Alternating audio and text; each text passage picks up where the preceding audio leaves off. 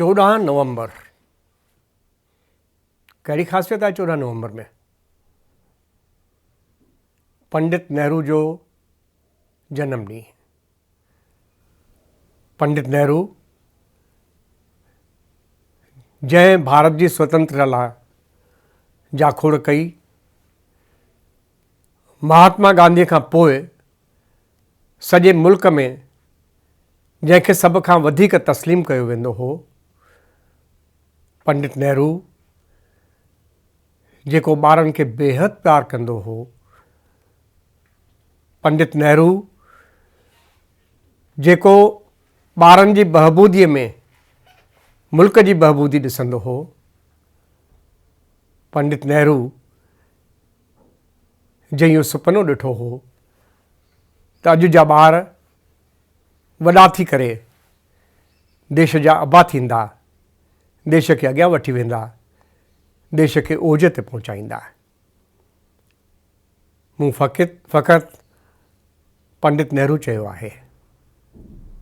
सबबु आहे हू देश जे ॾाढनि घटि नेताउनि मां हिकु नेता हो जंहिंजे नाले जे पुठियां अकी 4 ॿारनि जा नाला रखिया विया। सिंध हिन मुल्क जो परियों हिसो हो।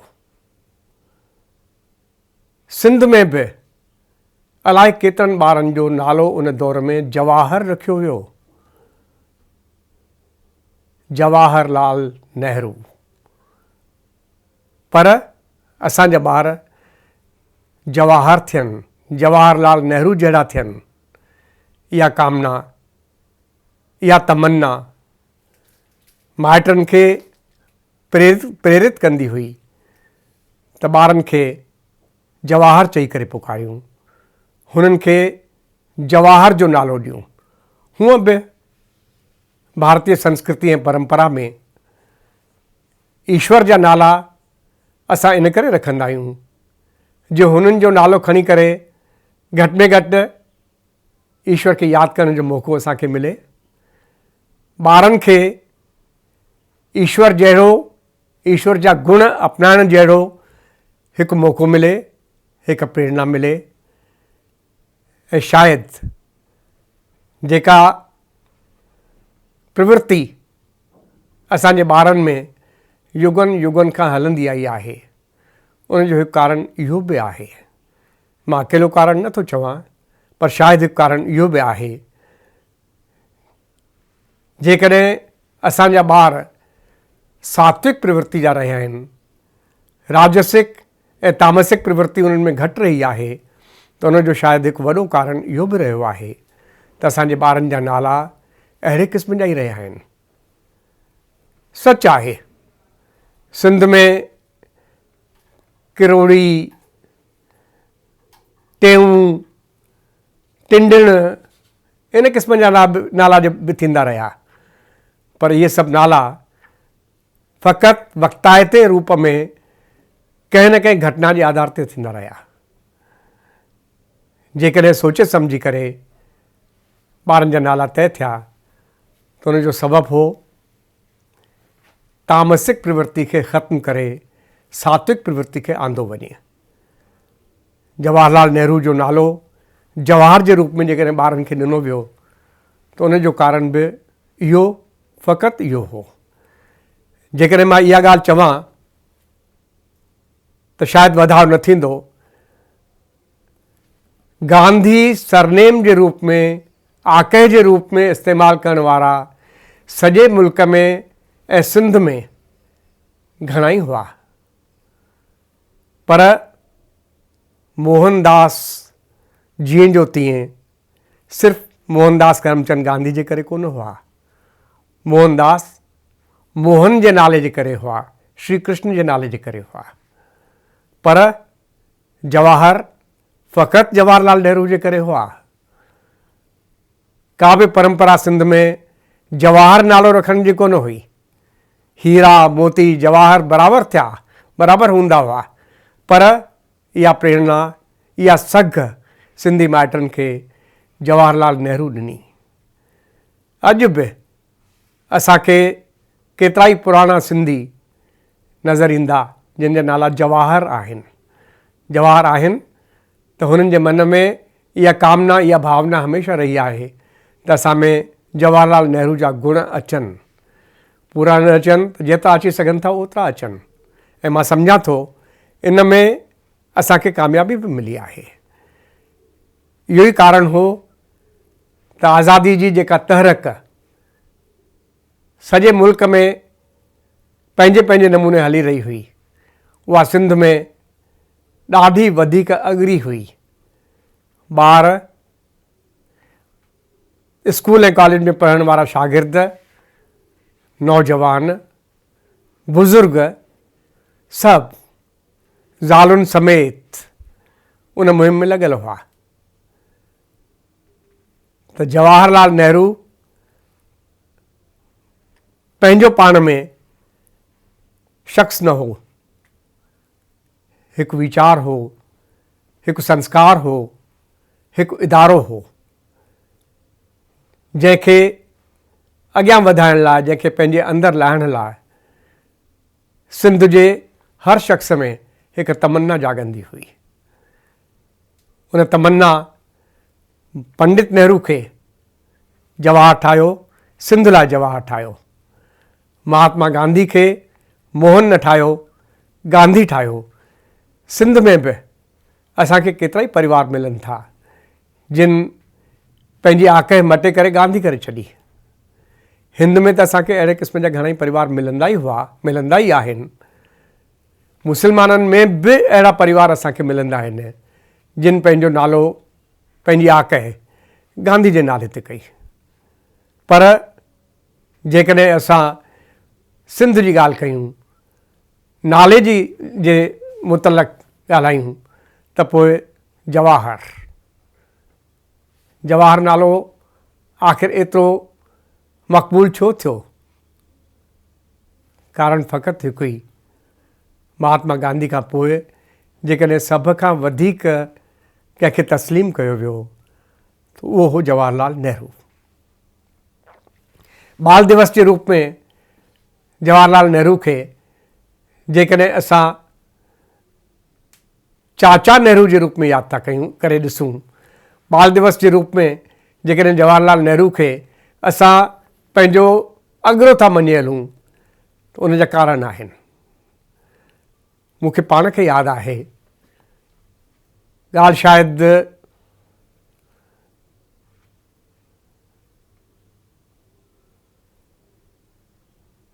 उणिवीह सौ 61 जे अगस्त सेप्टेंबर जी हूंदी। मां जयपुर जे पोद्दार स्कूल में उन वक़्तु 10हें दर्जे में पढ़ंदो हुउसि। छात्र संघ जो मुख्यमंत्री हुउसि। जवाहरलाल नेहरू खे पोद्दार स्कूल जे बिल्कुलु साम्हूं राजस्थान कॉलेज में छात्र संघ जो उद्घाटन करण लाइ अचिणो हो। जॾहिं असां सभिनी खे पतो पियो त स्कूल जा सभु मास्तर ऐं ॿार स्कूल जो जेको दरवाज़ो राजस्थान कॉलेज जे बिल्कुलु साम्हूं खुलंदो आहे उते गॾु थी विया। मां छो त चीफ मिनिस्टर हुउसि, इन करे माला मुंहिंजे हथ में हुई। इंतज़ारु करे रहिया हुआसीं त कार अचे। उन वक़्तु विच में डिवाइडर न हूंदो हो। हिन कुंड खां वठी हुन कुंड ताईं सॼो रस्तो हूंदो हो। जवाहरलाल नेहरू आयो ऐं खुली जीप में आयो। जीप अॻियां निकिरी वई। सभु निराश थी विया। सभिनी खे ईअं लॻो त बेवजह हेतिरी देरि खां बीठा हुआसीं। देश जे प्रधानमंत्री खे न माला पाए सघियासीं, न उनखे वेझो ॾिसी सघियासीं, न उनजो स्वागत करे सघियासीं। 40-50 मीटर हू अॻियां वियो हूंदो त ओचितो हुनजी नज़र पई त पासे खां ॿार बीठा आहिनि। जीप वापसि मोटी।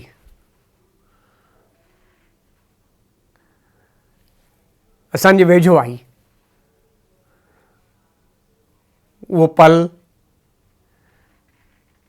अहिड़ो चमत्कारिक पल हो, भावुक करण वारो पल हो, जेको अॼु बि मुंहिंजे मन में भावनाउनि जूं हिलरूं पैदा थो करे।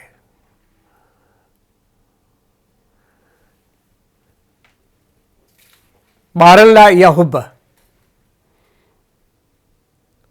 असांखे विरली नज़र ईंदी, छो त मां जवाहरलाल नेहरू खां वठी अॼु ताईं सभु प्रधानमंत्री ॾिसंदो रहियो आहियां। इन करे दावे सां चई सघां थो त इन क़िस्म जो प्यार ॿारनि लाइ कंहिं बि प्रधानमंत्री में नज़र न आयो आहे। हूअं बि असां सभु यादि करे सघूं था त अॼु ताईं शायदि ई कंहिं प्रधानमंत्री कंहिं छात्र संघ जो उद्घाटन कयो हुजे।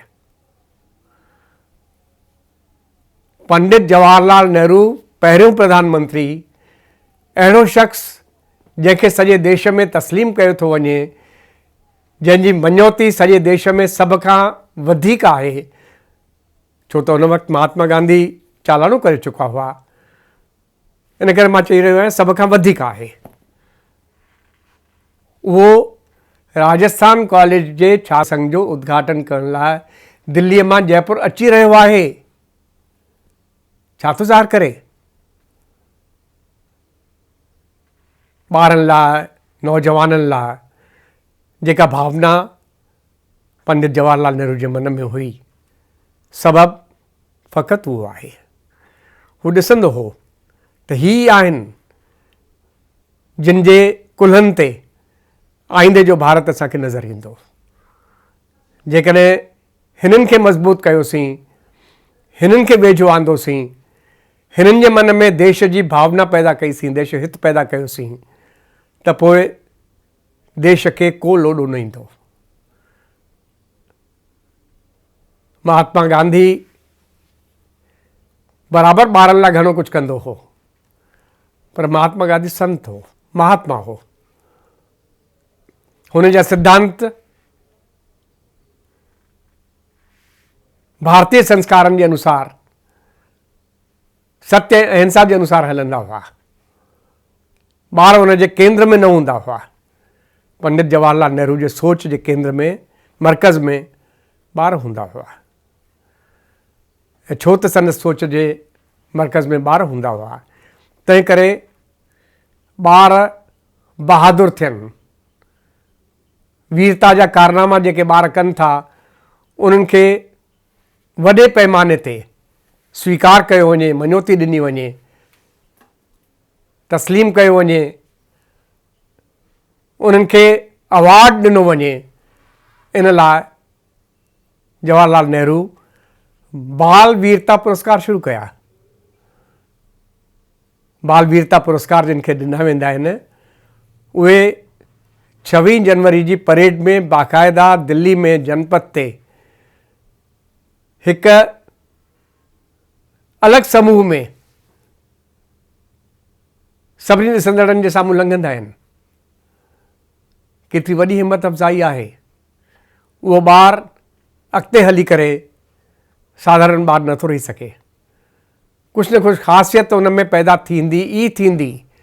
कुझु मूल रूप सां हुई, संस्कारनि जे रूप में हुई, कुझु माइटनि हुन खे ॾिनी हुई, ऐं कुझु देश हुन खे ॾिनी, ऐं देश हुन खे ॾिनी त पंडित जवाहरलाल नेहरू जे ज़रिए ॾिनी। ख़ुशी जी ॻाल्हि आहे त बाल वीरता पुरस्कार अॼु बि जीअं जो तीअं क़ाइमु आहिनि। उहे पुरस्कार मूंखे शख़्सी सतह ते आज़मूदो आहे। केतिरा वधीक हिमथाइण वारा रहिया आहिनि, इन जो अंदाज़ो शायदि असां नथा लॻाए सघूं। केतिरा ई ॿार वॾा थी करे पंहिंजी जान खे जोखिम में विझी करे बि ॿियनि जी मदद करण लाइ, घुर्जाउनि खे हथ टिघेरे करे पाण सां गॾु खणी मथे करण लाइ जेको कुझु करे सघनि था उहो ॿियनि खां सरस कंदा आहिनि, सवायो कंदा आहिनि। इहो जेकॾहिं मुमकिन थी सघियो त हिन सोच जे पुठियां ई थी सघियो। जवाहरलाल नेहरू ॿारनि ताईं पाण खे महदूद न रखियो। उहो दौरु हो जॾहिं देश आज़ादु थियो हो। अंग्रेज़ जेको कुझु असां लाइ छॾे विया हुआ उनखे देश जे हित में, देश जे भले लाइ रूप मटे करे या उन में जोड़े करे कुझु घटाए करे ईअं स्थापित करणो हो जीअं भारत सिर्फ़ु भारत में ई उन्नति न करे, भारत में ई अॻियां न वधे, पर दुनिया जे सतह ते हिकु ख़ासि मुक़ाम हासिल करे। असां यादि कयूं वॾा वॾा उद्योग हिन देश में लॻा। जेके उद्योग हिन देश में लॻा उहे सरकार जे तरफ़ां लॻा। सरकार जेकॾहिं उनखे हिमथायो, उन में पैसो लॻायो, उन में पंहिंजी विशेषज्ञता ॾिनी, पंहिंजा टेक्नोक्रेट्स ॾिना, उन कम खे अॻियां वधायो त उन जा फ़ाइदा उन दौर में असांखे ॾाढा वधीक मिलिया। जेको देश सुई बि न ठाहींदो हो उहो हवाई जहाज़ ठाहिणु लॻो। एतिरो वॾो बदिलाउ पंडित जवाहरलाल नेहरू जे सोच जे करे हो। उद्योग सां गॾु अलॻि अलॻि इदारा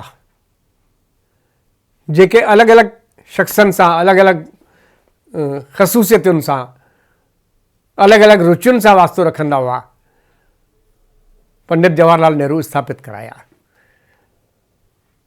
केंद्रीय साहित्य अकादमी जंहिंजा पहिरियां अध्यक्ष पंडित जवाहरलाल नेहरू पाण हुआ। ऐं असां सभिनी लाइ फ़ख्र जी ॻाल्हि आहे त उनजा पहिरियां सचिव बि, पहिरियां सेक्रेटरी बि सिंधी हुआ, कृष्ण कृपलाणी। केंद्रीय साहित्य अकादमी संविधान में स्वीकृत, संविधान में तस्लीम उन वक़्त जी 15 भाषाऊं, हिन वक़्तु 22 भाषाऊं आहिनि, पर उन वक़्त जी 15 भाषाउनि खे अॻियां वधाइण लाइ, पुख़्तो करण लाइ कमु करण जी संस्था ठही। हीअ संस्था कीअं कमु कंदी? अध्यक्ष जो चुनाव नॉमिनेशन जे आधार ते न थींदो, सरकार नामज़द न कंदी, चूंड थींदी। हुनजी चूंड कहिड़े आधार ते थींदी? वरी अकादमी जा जेके अवार्ड्स ॾिना वेंदा, 5000 खां उहो अवार्ड शुरू थियो, अॼु 1 लख आहे। उहे अवार्ड्स जेके ॾिना वेंदा उहे कहिड़े नमूने ॾिना वेंदा?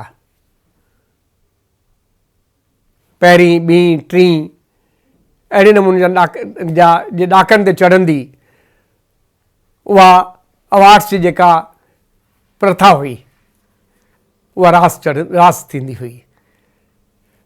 पछाड़ीअ में जूरी उनखे तय कंदी हुई। इन करे ॾाढो घटि मौक़ो आयो आहे, ॾाढा घटि मौक़ा आया आहिनि जॾहिं साहित्य अकेडमी जे अवार्ड्स खे कंहिं चुनौती ॾिनी हुजे, चयो हुजे त साहित्य अकेडमी जो हीउ अवार्ड ग़लति अवार्ड मिलियो आहे। ज़रूरु इहो थियो आहे त सरकार जे बरख़िलाफ़ जेको कुझु लिखियो वियो, कॾहिं कॾहिं देश जे बरख़िलाफ़ बि जेको कुझु लिखियो वियो, उन्हनि खे बि इहे अवार्ड्स मिली विया। पर मां सम्झां थो इहा हिन देश जी ख़ूबी आहे, खुलियोपण आहे, जो विरोधी वीचारनि खे बि असां ओतिरी जॻह था ॾियूं, ओतिरी मञोती था ॾियूं जेतिरी पंहिंजे पक्ष जे, पंहिंजे समर्थन जे वीचारनि खे था ॾियूं। भली बिरला वारा 15 लखनि जो सरस्वती सम्मान ॾींदा हुजनि, भली ज्ञानपीठ पुरस्कार 11 लखनि जो मिलंदो हुजे, पर साहित्य अकेडमी पुरस्कार जी अॼु बि जेका हैसियत आहे उहा हुननि खां 2 क़दम अॻियां ई हूंदी, पुठियां न आहे। ऐं इहो सभु पंडित जवाहरलाल नेहरू कयो।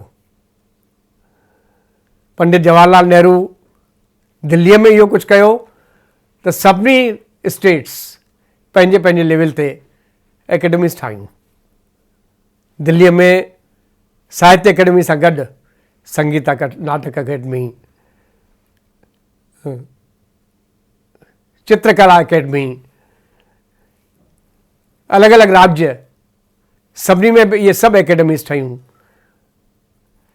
अलॻि अलॻि स्टेट्स में अलॻि अलॻि भाषाऊं हुयूं त दिल्लीअ वांगुरु हिकु साहित्य अकेडमी ने ठाहे करे अलॻि अलॻि एकेडमीज़ ठहियूं। कि राजस्थान में बि अॼोकी तारीख़ में 8 एकेडमीज़ आहिनि, 8 जिन में भाषाई एकेडमीज़ बि शामिल आहिनि, चित्रकला अकेडमी, संगीत नाटक अकेडमी, ये सभु शामिल आहिनि हुन में। उर्दू, सिंधी, पंजाबी, हिंदी, ब्रिज भाषा, राजस्थानी,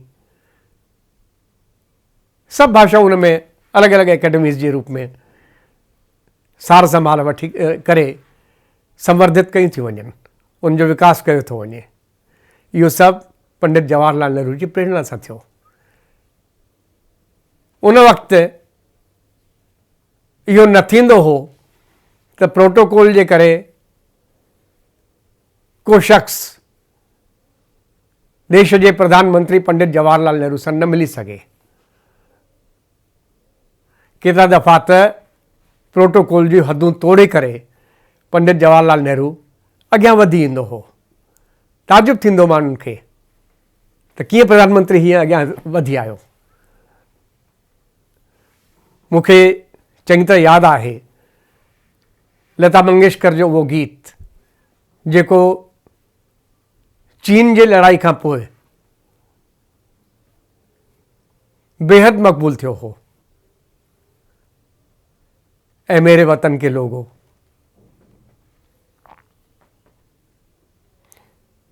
इहो गीत जॾहिं लता मंगेशकर जवाहरलाल नेहरू खे संदसि घर में ॿुधायो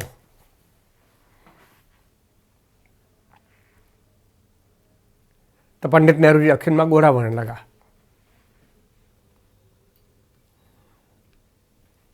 कलाकार, लेखक, गुणीजन पंडित नेहरू जे घर वञनि ऐं हुननि खे को रोके, इहो कॾहिं न थींदो हो।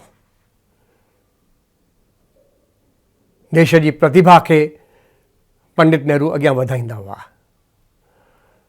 ॿारनि जा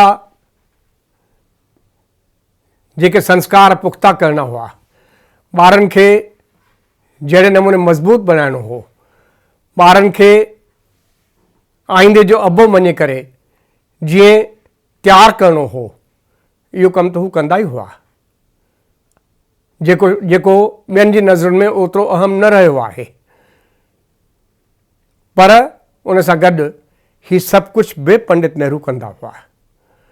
ऐं पंडित नेहरू इहो सभु छो त कंदा हुआ, तंहिं करे खेनि देश जो अहिड़ो प्रधानमंत्री जंहिं सिर्फ़ नींव ई न ठाही, जंहिं सिर्फ़ जड़ूं ई पुख़्तियूं न कयूं, मंज़िलूं बि ठाहियूं, विदेश नीति बि ठाही, देश हित खे पहिरीं मञे करे जेको कुझु करणु खपे उहो पंडित नेहरू कयो। अॼु हेतिरनि सालनि खां पोइ भली इहो चयो वेंदो हुजे त पंडित नेहरू ही ग़लतियूं कयूं। पंचशील जे करे पंडित नेहरू सेना खे ओतिरो मज़बूत न कयो। चीन खे मौक़ो मिलियो, चीन सां दोस्ती वधाए करे गफ़लत में रही चीन खे हमिलो करण लाइ मौक़ो ॾिनो वियो। चीन असांजी ज़मीन ते कब्ज़ो कयो। पर इहो बि असां यादि कयूं त हिन घटना खां पोइ पंडित नेहरू जो मन एतिरो वधीक टुटो हो, हू एतिरो वधीक बीमार थी पियो हो, अंदरां एतिरो वधीक निराश थी वियो हो। हुनखे लॻंदो हो त मुंहिंजी दुनिया लुटिजी वई आहे। कश्मीर जे मुद्दे ते बि केतिरा दफ़ा इहो इल्ज़ाम लॻायो वेंदो आहे त शेख अब्दुल्ला खे ऐं ॿियनि खे ज़रूरत खां वधीक मौक़ा ॾिना विया। कश्मीर जो मसइलो UN में छो खणी विया, पर इहो सभु इन करे ज़रूरी हो छो त जेकॾहिं इहो न कनि हा त अंतर्राष्ट्रीय सतह ते असां पंहिंजी हैसियत खे क़ाइमु न रखी सघूं हा। पंडित जवाहरलाल नेहरू ॿारनि लाइ जेको कुझु कयो उनखे कॾहिं बि ही देश विसारे न सघंदो। ॿियनि लाइ जेको कुझु कयो उनखे त असां यादि रखूं ई रखूं था, रखंदासीं, पीढ़ी दर पीढ़ी यादि रखंदासीं, पर ॿारनि लाइ जेको कुझु हू कंदा रहिया, ॿारनि लाइ जेके योजनाऊं हुननि लागू कयूं, ॿारनि लाइ जेको सोच हुननि हिन देश खे ॾिनो, उन जे करे मां नथो सम्झां त कॾहिं बि पंडित जवाहरलाल नेहरू खे चाचा नेहरू खां घटि करे हिन मुल्क जा ॿार ॾिसी सघंदा।